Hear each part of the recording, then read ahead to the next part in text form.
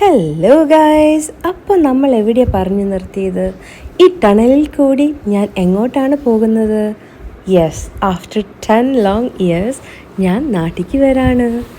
So അതിരാവിലെ തന്നെ എയർപോർട്ടിലെത്തി check ഇന്നും സെക്യൂരിറ്റിയൊക്കെ കഴിഞ്ഞ് ആദ്യം ചെന്നത് നമ്മുടെ ലൗഞ്ചിലേക്കാണ്.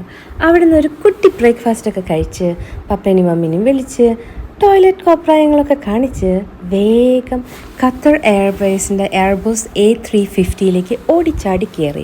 ബിസിനസ് ക്ലാസ്സിൻ്റെ സെറ്റപ്പൊക്കെ കണ്ട് സന്തോഷമായിരിക്കുന്ന ഞാനാണ് ഇത്. ഒരു കാര്യം പറയാതിരിക്കാൻ വയ്യ, അവരുടെ സർവീസ് എന്ന് പറയുന്നത് അടിപൊളിയാണ്.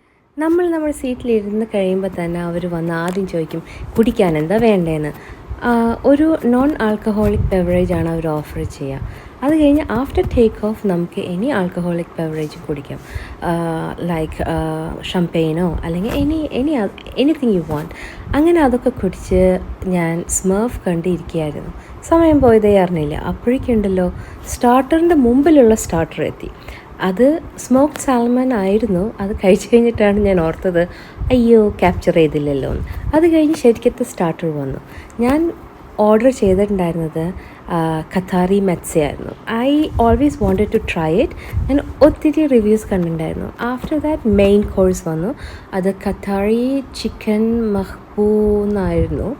അതും അടിപൊളിയായിരുന്നു. പക്ഷേ ഹൈലൈറ്റ് എന്ന് പറയുന്നത് ഡെസേർട്ടായിരുന്നു.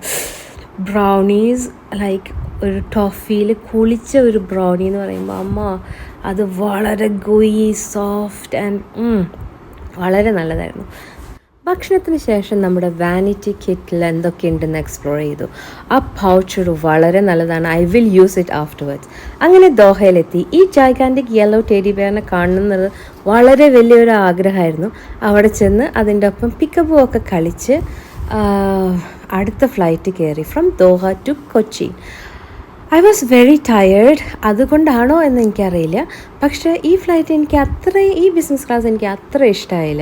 ഓഫ് കോഴ്സ് ഇതൊരു മച്ച് സ്മോളർ ഫ്ലൈറ്റാണ്. ഇറ്റ്സ് A330 ആൻഡ് ഓൾസോ ഇത്തിരി ഓൾഡർ മോഡലായിരിക്കണം. കാരണം ഇതിൽ വൈഫൈ ഒന്നും ഉണ്ടായിരുന്നില്ല. പക്ഷേ നമുക്ക് കണ്ടൻറ്റ് ക്രിയേറ്റ് ചെയ്യാനായിട്ട് അവിടുത്തെ ഭക്ഷണം ഞാൻ ഓർഡർ ചെയ്തു.